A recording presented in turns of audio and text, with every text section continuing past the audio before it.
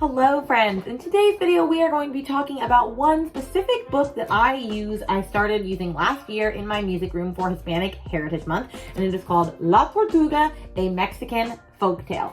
So if you're excited to learn a new book that you can use in your elementary music room, not only for Hispanic Heritage Month, but whenever you're wanting to introduce music from different cultures, then definitely tune in to this video. For those who don't know me, my name is Rainy Barton. I'm an elementary music teacher and middle school musical theater teacher in Central Florida. This is my 7th year teaching, and I created this channel to help other teachers instill a love of music appreciation in the heart of every child. And so I share teacher tips, tricks, lesson plans, strategies, and all sorts of things. Last week, I shared an entire video on all of my favorite Hispanic Heritage activities. Some were songs, some were dances, some were books.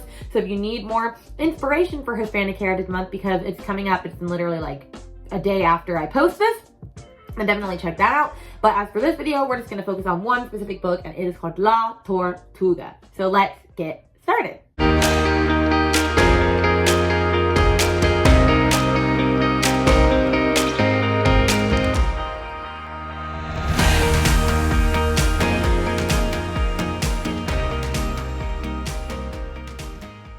La Tortuga, I believe I saw this book on somebody's Instagram about 2 years ago, and then I couldn't find that post ever again. I don't remember who did it, but I remembered the name because I thought it was a cute little book.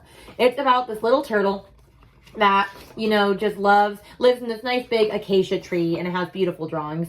And she just lives in the village, and the children always sing to her this special song that I'm going to sing to you in a minute. They sing to her to get out of her house, but she knows that they just want her to get out of the house so that they can turn her into turtle soup. Yeah, I know, it's very sad. And so one day they do trick her by saying they have some grapes for her to eat, and then they stick her inside of a box, and they're going to take her back to their house to turn her into turtle soup. But she has her special flute, and she plays beautiful music, and so she tells the kids, oh, I can only do my special song for you if you let me out and dance.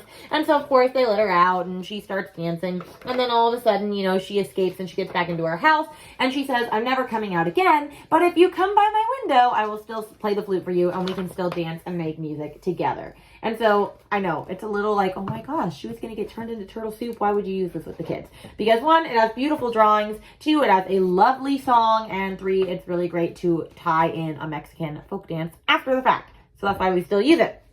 Now, I looked this book up to see if there was actually music to this song, because you can see music notes all along the pages, but it doesn't necessarily make a song. And I don't know where this woman got this, but there is a book recording on YouTube of someone having a track that goes with this.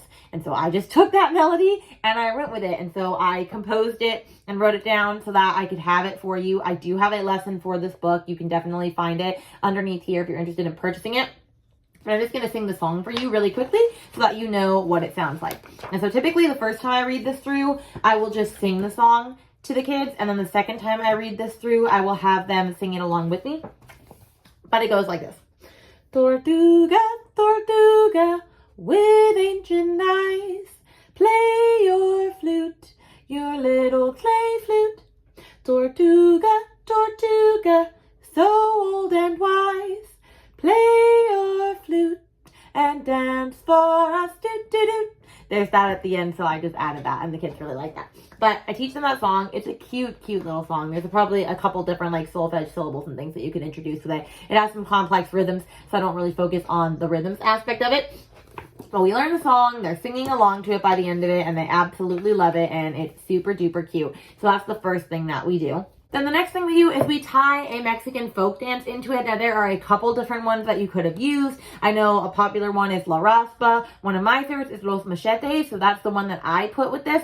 Los Machetes, I don't remember who I found this from. There's like 5 different YouTube videos of it, and each one of them is slightly different. So I'm just going to go with the one that I learned from way back when. I believe I actually learned this in an ORF workshop one day, but it's a cute little stick activity, which you can turn it into a partner stick dance or just a single stick dance. And so I will explain how to do both. I used to do the partner one, and with COVID, I turned it into the singular one, but I'll show both depending where you're at, because they don't actually have to touch. Their sticks are the things that's touching. So that's really up to you, but I'll start with the single one, and then I'll move to the partner one. I'm going to attach the music down below so that you actually can like use the music for it. But the first thing you do is you're going to have them move around for 16 counts in a circle one way, tapping their sticks. So it's like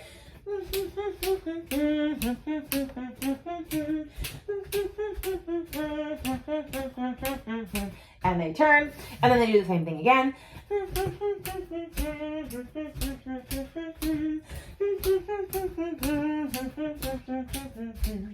So that's part A. Then, part B, it's a little tricky. It goes in front of you, under the leg, in front of you, under the leg, to the back, to the front, cha-cha-cha. So I'll do it a little quicker. So it's 1, 2, 3, 4, back and front, cha-cha-cha. 1, 2, 3, 4, back and front, cha-cha-cha. 1, 2, 3, 4, back and forth, cha-cha-cha. 1, 2, 3, 4, back and forth, cha-cha-cha. And you do that 4 times, just like that. That's part B. And then the third part is just twirling the stick in the air for 1, 2, 3, 4, 5, 6, 7, 8. 1, 2, 3, 4, 5, 6, 7, 8. 1, 2, 3, 4, 5, 6, 7, 8. 1, 2, 3, 4, 5, 6, 7, 8. And then they go back to the in a circle. So that's how to do the solo person one. So it goes in a circle for 16, other way for 16. It does the little tappity taps, and then it does the gallop like a horse. So that's how you do the solo version of this dance. Partner version is almost exactly the same.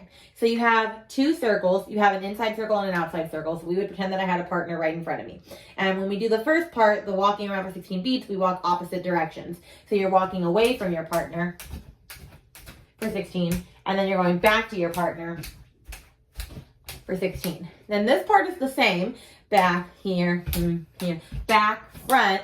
You tap your partner sticks on cha, cha, cha. So it's 1, 2, 3, 4, back and forth, cha, cha, cha. 1, 2, 3, 4, back and forth, cha, cha, cha. 1, 2, 3, 4, back and forth, cha, cha, cha. 1, 2, 3, 4, back and forth, cha, cha, cha. So that is part 2 with a partner. And then the third part with a partner, if you still are doing the twirling, but you have 1 stick with your partner and you're going in a circle while you're twirling. So you're going 1, 2, 3, 4, 5, 6, 7, 8. 1, 2, 3, 4, 5, 6, 7, 8. 1, 2, 3, 4, 5, 6, 7, 8. 1, 2, 3, 4, 5, 6, 7, 8. And so you're just, their partner is like they're making an X as they're walking in a circle.